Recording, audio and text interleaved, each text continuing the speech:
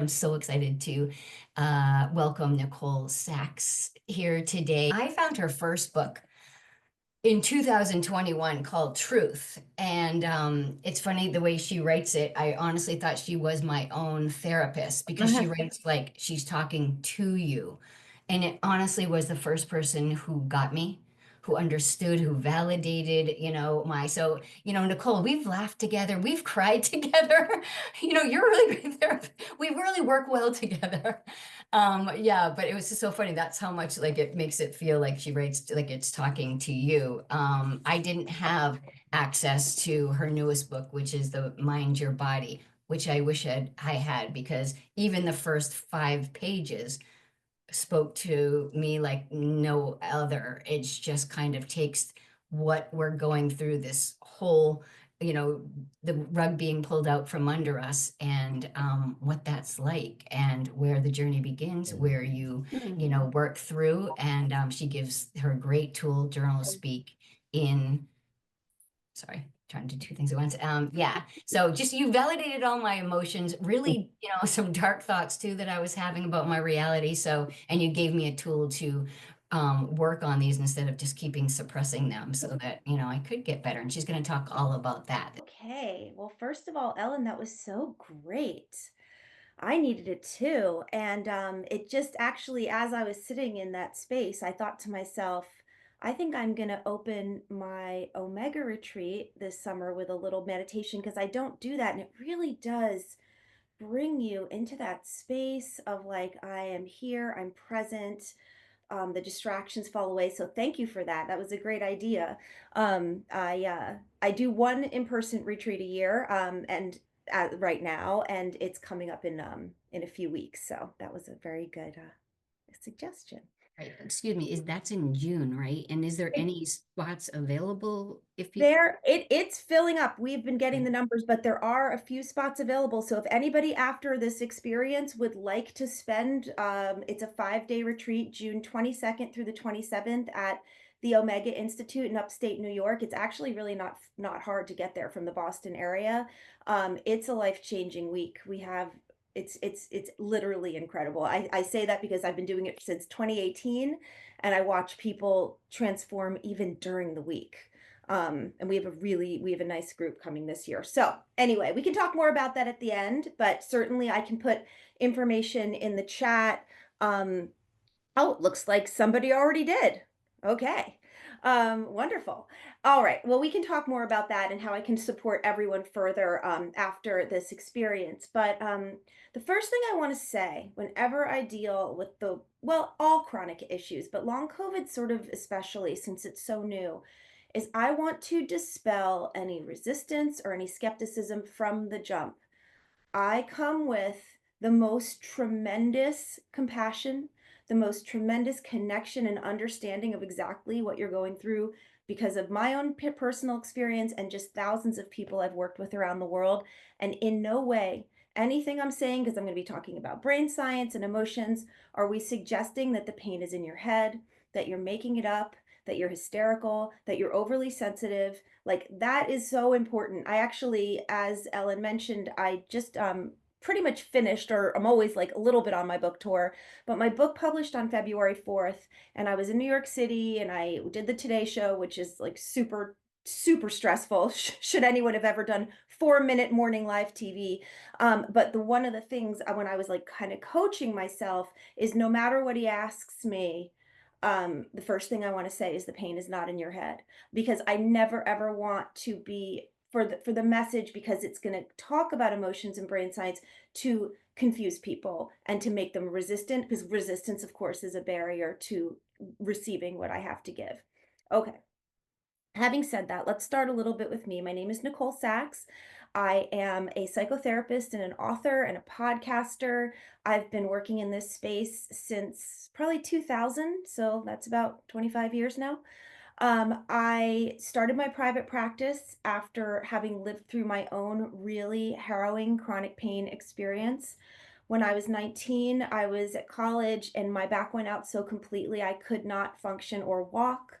My parents had to bring me home from school and put me through all the tests as any responsible parents would. I am not against the medical model. I do believe that people need to get checked out completely to know that you don't have, God forbid, cancer or an infection or something that really needs the kind of medical intervention that I can't provide. So my parents did that.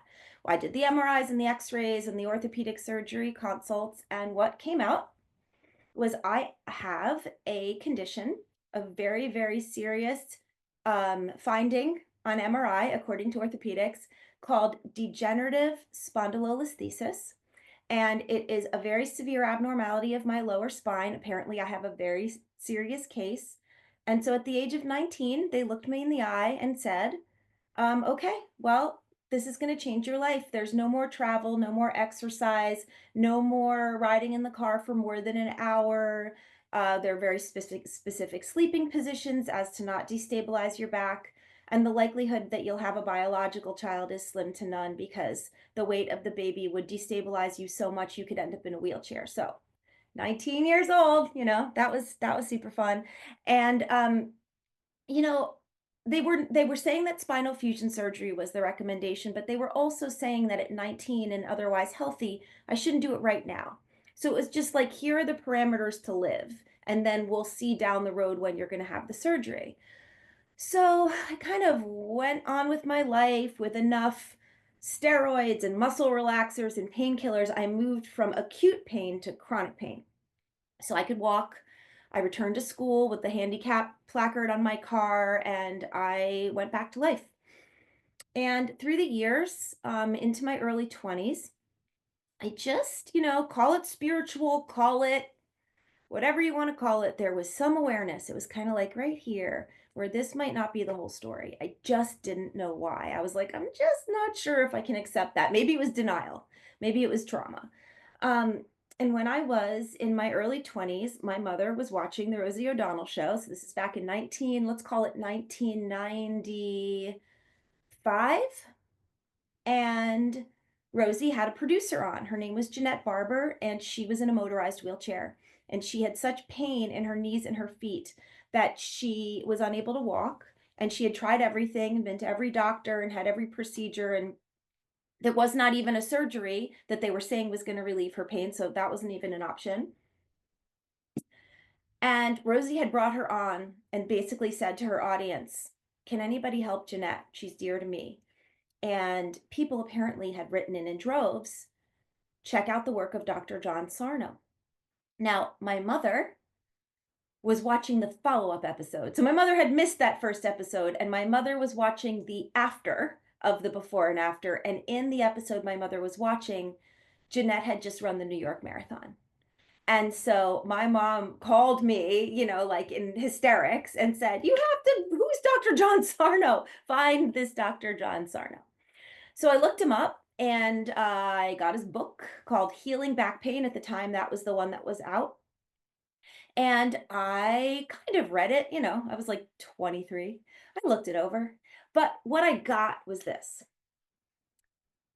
Sometimes, for reasons that maybe I, at that moment, as a layperson, could not understand, the huge unprocessed emotions that we feel could be felt in the body. That was the most basic way that I got it. And what Dr. Sarno said is, you feel when you're in back pain, you feel a lot of rage. His theory was all around rage. And so I, as this very sweet, very naive, I've always had like kind of a naivete about me, early 20 person was like, I don't have rage. Like, what are you joking? My father was like this rageaholic, daily drinker. He took up all the rage in the house. I do not have rage. Having rage is the stuff that makes people miserable and uncomfortable. I would never do that to anyone. Ding, ding, ding. So I figured I didn't know if that applied to me.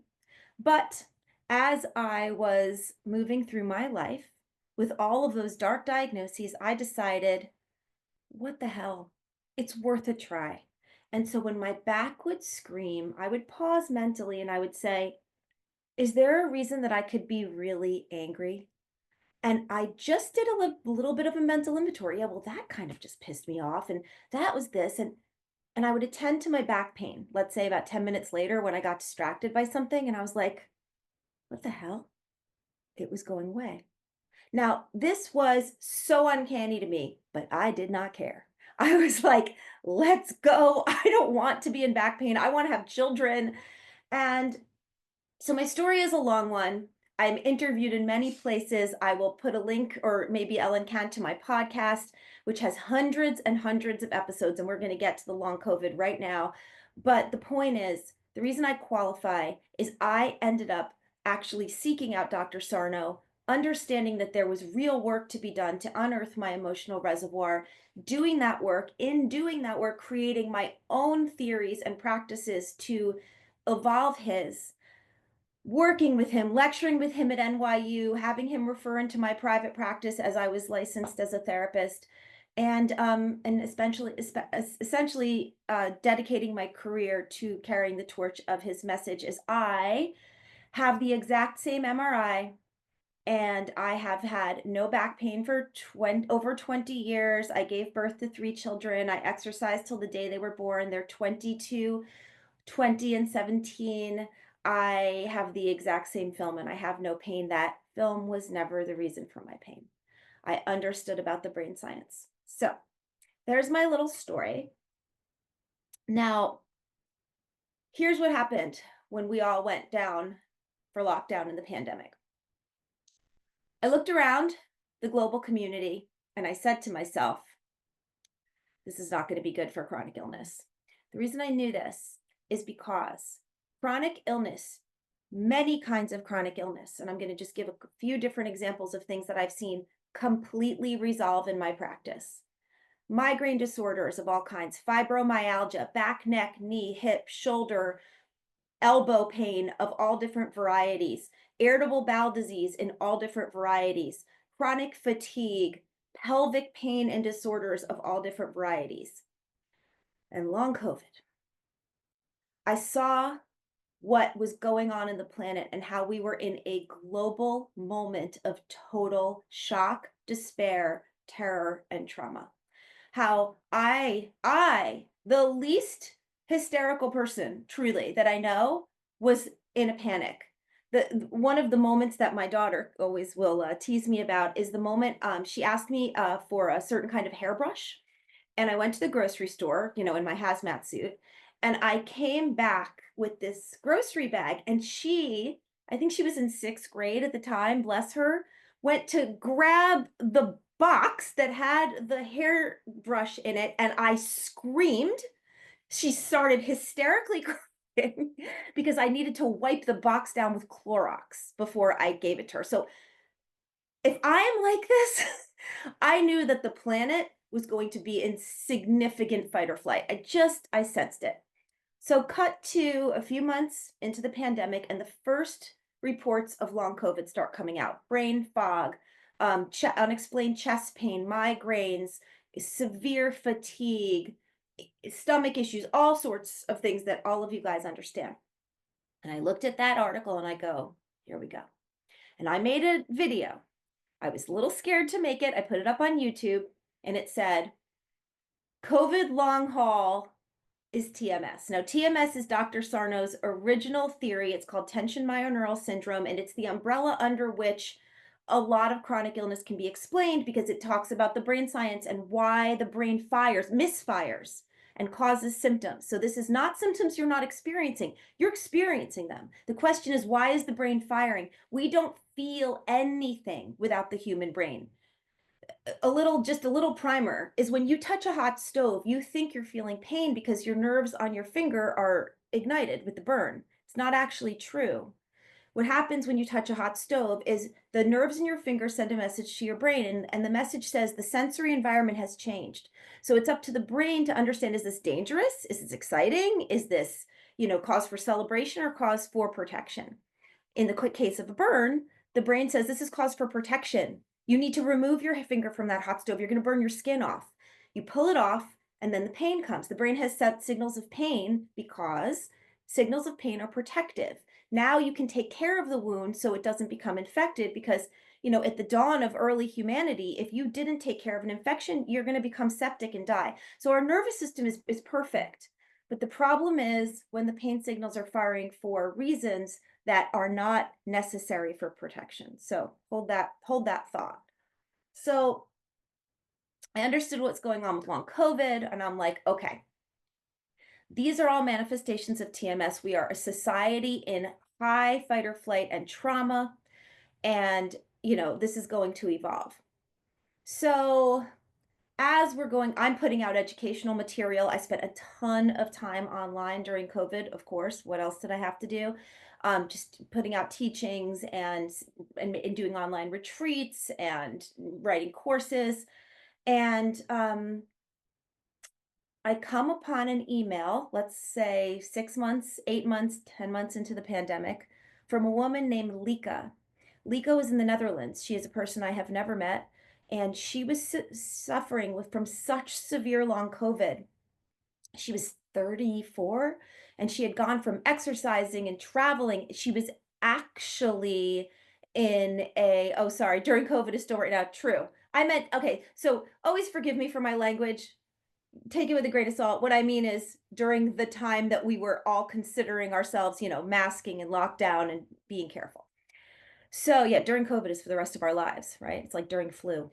So anyway, she contacts me from the Netherlands and says, "I need to tell you something. I was a travel journalist. I was in the best shape of my life, and I was so downed with long COVID that I was unable to bathe for months. I was using a washcloth in my bed. I hadn't seen anyone for I think 8 months because at the time, right after COVID had was new, they didn't even let you leave your house in the Netherlands if you had any symptoms at all. So if she just had brain fog or if she just had, headaches, um, she wasn't allowed to leave the house. And so this was a woman in serious trauma. And she contacted me and said, I heard about your work on a Dutch podcast, unrelated about a girl with back pain. And I started applying it to my long COVID symptoms. I started doing the work to regulate my nervous system, to reduce my emotional reservoir. And she was writing to me to say that after months and months of terror and panic and severe symptoms, she was almost completely well. And I said, oh my goodness, please come on my podcast. We need to spread the message. We need to inspire people that they don't have to be so afraid, that there is a solution. There's something people can do in their own power to affect these symptoms. These symptoms are real. They are as painful and as real as if your limb was severed with a knife. But we need to explain to people that there is brain science behind why we feel it and that they have power. So, just in case anyone is feeling very overwhelmed by this deluge of information, let me give you a little metaphor for you to understand what um, I'm talking about. I want you to picture, and I'm in Los Angeles, so this is a very prescient metaphor these days. I want you to picture if a building were on fire. And I want you to imagine that because the building is on fire, the alarm goes off. And the alarm is very loud. Obviously, the alarm needs to get the attention of those that are going to come put out the fire. So the alarm is loud, and the alarm is red, and the alarm is screaming. So the fire company is alerted. They arrive. The firefighters get out. Now, I want you to picture in our example that the firefighters start dousing the alarm. They have all the hoses and they're aiming it at the alarm because they want to solve the problem. Now, the alarm is screaming and the alarm gets a lot of attention, but we all know that the alarm is not the problem. The alarm is an indication that there is a problem. It gets our attention because we need to solve the problem. Meanwhile, over here, the fire is raging. And we all know that until the firefighters understand what's going on and move their hoses to the direction of the fire, we are not going to solve the problem. I know this is maybe new information for some, and for some, tough to take. And I hear you. I wrote 3 chapters in my book around readiness to do the work and resistance because I understand. I've been hit with it for years. That people are like, "What are you saying? Are you explaining something that my emotions are causing this debilitating physical pain?" Here's the thing. The migraine, the brain fog, the fatigue, the chest pain, the whatever it is that you are suffering from, they are real and they are screaming, but they are the alarm. They are not the problem. They are an indication that there is a problem. And when we douse the alarm by constantly just focusing on how to get rid of this symptom, we are losing our perspective and our ability to look at the fire and to get the fire to go out. The fire in this case is this long-term state of fight or flight that our nervous systems and our brains are in, and the repressed emotional reservoir that is overflowing that is causing us to stay in this fight or flight state. When we understand that this is going on and we can do the work to reverse it, I am telling you right now from my heart, I've lived this in my own way, the pain signals stop firing. When Lika came on my podcast and told her story, and it's severe, somebody wrote it up in a newspaper article, and it was published in Australia and New Zealand. This is to me, like the stunning and moving truth of human connection and the internet and the way we are a global community. A man in rural mountainous New Zealand who had never heard of a podcast, his name is Gary, was so disabled with long COVID that he had moved out of his house and was living in a camper behind his house because he couldn't even stand human interaction. His wife, who was in despair, was reading this newspaper article about Lika and came to him and said, "Can I just read this to you?" He was actually at the point where he wasn't even able to focus and read for a few minutes. He heard her. He heard about Lika's recovery. They went online. They got my information, my course, and whatever materials. This is before I wrote my book. His name is Gary. He did the work. He resolved all of his long COVID symptoms. And then he contacted me and he said, "My name is Gary. I had never heard of a podcast. Your podcast is the first podcast I ever listened to. I read about Lika. I am well. I am in tears as I write this." And I said, "Come on my podcast." So now Gary's on my podcast. Both Lika and Gary are stories written up in my book to inspire others. Gary is now completely well. He is now a voice of long COVID recovery across Australia and New Zealand, helping others every day. This has been what he's 65. He's dedicated his life to this. So I want you to be inspired. Regardless of how it might land for you personally, I want you to know that there is hope. That is my number one message. There is hope. So let's talk about the work a little bit. There are 3 facets of my work: believe, do the work, and patience and kindness for yourself. Under the umbrella of believe, I will quote my mentor and my love, Dr. John Sarno. "My prescription is knowledge. I will teach you so you will understand what's going on in this beautiful but very confused brain of yours. Why pain signals based on neural pathways continue to fire even after the problem is over because of this confused need to protect us from that which is viewed as a predator. When you're being pursued by an actual predator, all sorts of things change in your system, and those changes, those systems are unconscious. Imagine for a moment the systems that we take for granted that operate under the cover of darkness that, thank God. Would you want to control the beating of your own heart consciously? Would you want to control your respiration? Or how about the circulation of your blood?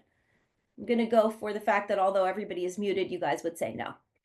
We don't have to think about those things. They operate under our unconscious awareness because they are part of being alive. They are the beautiful miracle of our human system.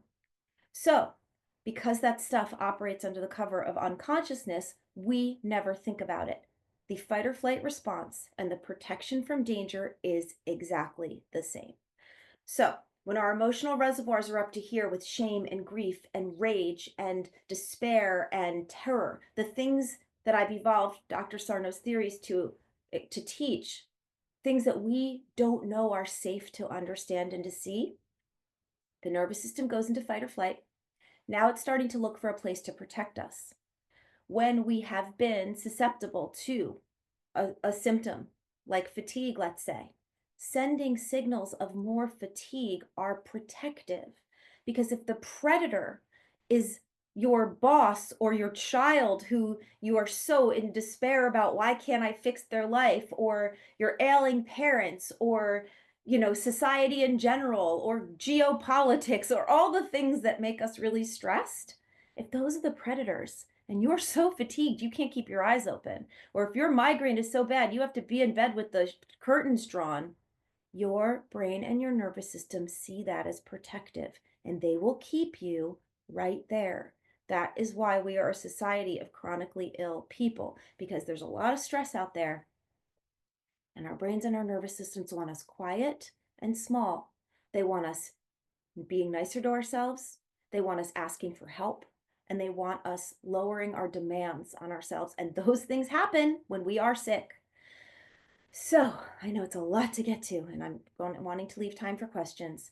The second facet of my work is do the work. That is a journal speak practice.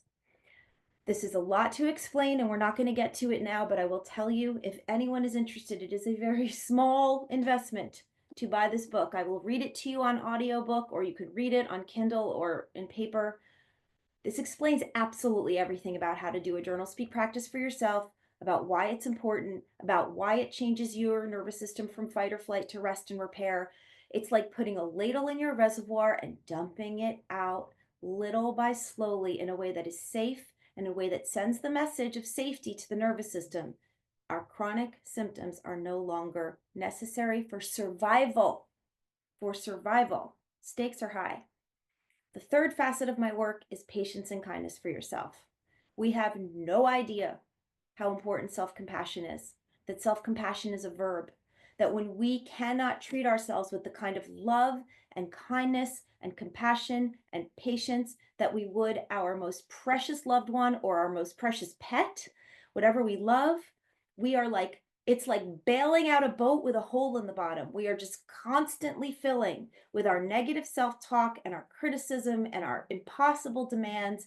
And it's very difficult to recover from anything when that talk is going on. So my teachings, my book, my courses, my podcast, my retreat, it's all about that perfect balance of those three facets, bringing you into the space of like, oh, like Ellen's meditation. I am here, I am present, I see what's going on.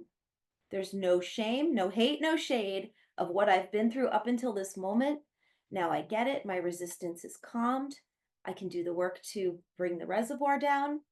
And this is where I will tell you from my heart, in my own body, from my now friendship with Jeanette Barber, Rosie's producer, who still has no pain and travels the world, for the hundreds of people interviewed on my podcast, and for the thousands and thousands and thousands of people I've heard from around the world. Healing is possible. You can be free from chronic illness. As nuts as that sounds, I understand. And it is all around regulating your nervous system and understanding what's going on. So the last thing I'll say before I open it up for questions is that this is not something that you can necessarily just choose to believe. This is why marinating in the material is essential. Your nervous system will protect you without asking your permission or asking your opinion. The reason why is if it didn't, we would be extinct 100%. I have a story I tell where I was about 23, 24. I was in London and I was having a grand old time in this city, and I was ready to cross the street, and I stepped out to cross the street. I looked in the way of traffic and I said, "Oh, okay, it's all clear." And by the time I jumped back on the curb, I always get chills when I tell the story every single time. And I felt the double-decker bus whiz in front of my face so close, I almost felt like I felt the air on my nose. I had no recollection of jumping back onto the curb because the traffic was going in the other direction. But here's the thing. If our nervous systems did not operate like cat-like reflexes immediately, without asking our permission or our opinion, we would be dead because we need that. We need that unconscious, immediate, reflexive reaction to keep us safe. That's how we have survived. So when you're hearing this right now, you could be anything. You could be skeptical, you could be pissed off, you could be curious, you could be overjoyed, right? Spectrum. You're not necessarily going to believe it because your nervous system's going to go, no, no, no. And resistance is just another form of TMS. Resistance is just a headache or a crush of fatigue. Resistance is your nervous system saying, look away. This cannot help you. This woman is off her rocker. This is impossible. Maybe it's for other people or not you. Whatever's going on, say thank you. Oh my goodness. Thank you, my own thoughts. I am going to take that into consideration. I'm going to stay curious. When we can replace our skepticism and our fear with curiosity, we have space to change our lives in ways that will absolutely astound you. And that's why I wrote the book with the end of every chapter being someone else's story in their own words. So you can just keep being brought back to, oh, wow, well, did it for that one, did it for that one, because that is what starts the nervous system, the brain with saying, oh, I see, okay, maybe. And then as you do the work yourself, which is essential, then your body becomes your proof. And I don't know about you guys, but when I feel something in my own body, when I see something with my own eyes, nothing can take that away from me. And that's when the symptoms really start falling away because you're like, yep, got it. This is working. Let's do the work. Let's do the work. And then you end up living where I live, which is there's no cure for the human condition. There's no cure for human pain. There's no cure for acute pain.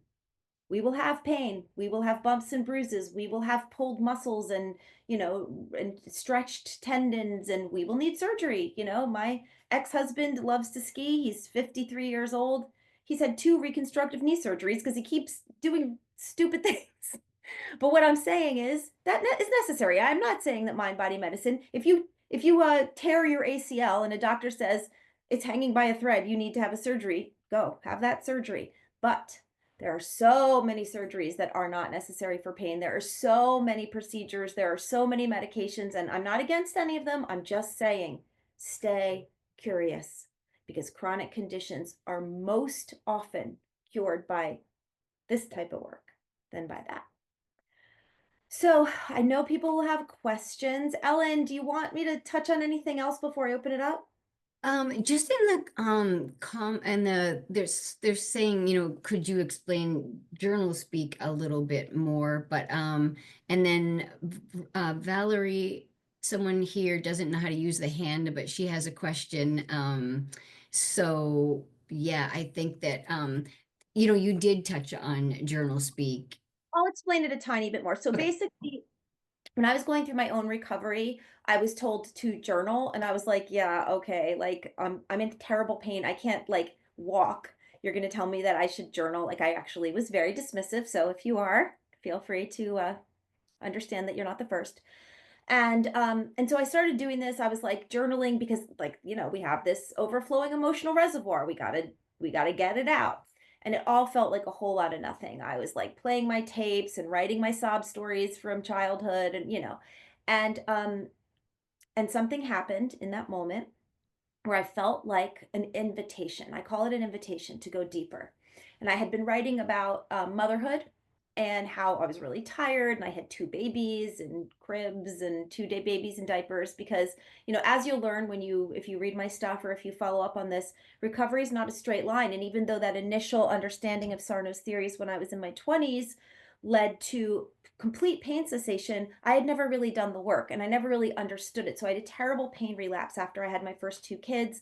I thought all was lost. I went into a shame spiral. A year of terrible chronic pain brought me to actually sit in front of Dr. Sarno. And that's when I understood I had work to do, that my reservoir was not going to be thought away.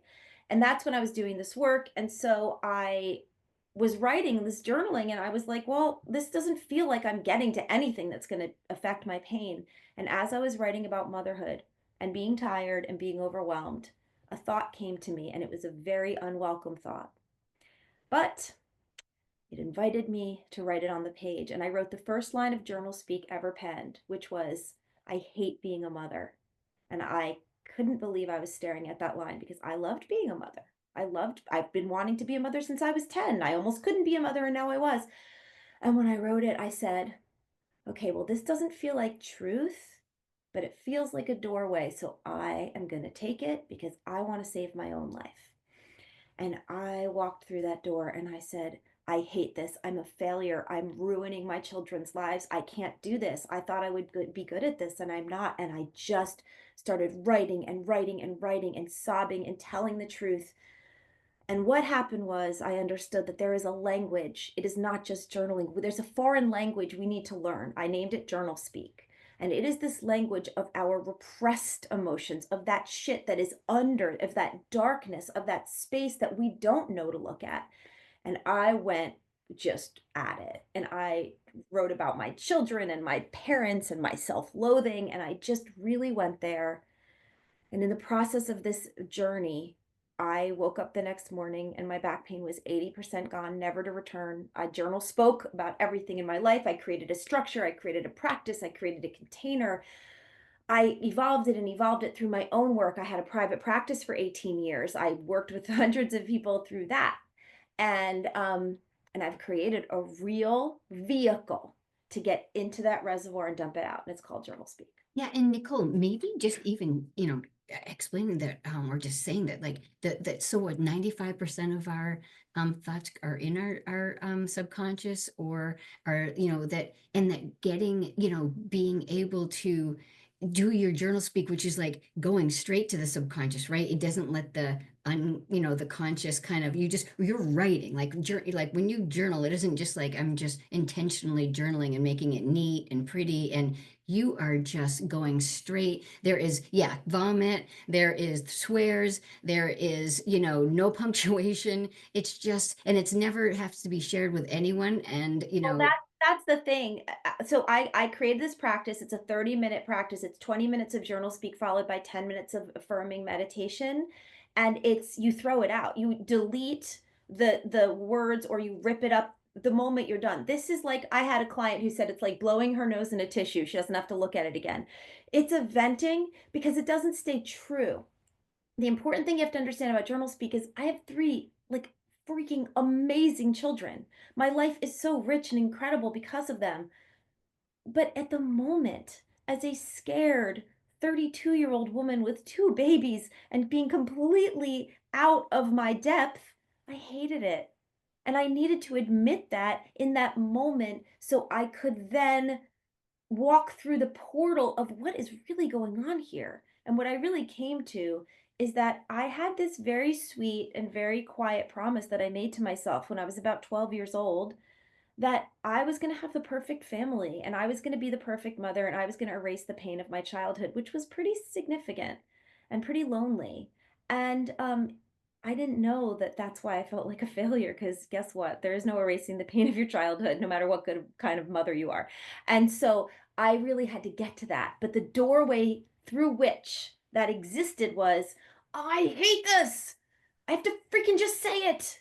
And that is what is in there. And whatever, there's so many different ways to go to it, but just to not be afraid and to try it is the most important thing. Yeah, thank you so much for taking this time. We really appreciate it. All right, take care, be well. I want the Thank best for you. everyone.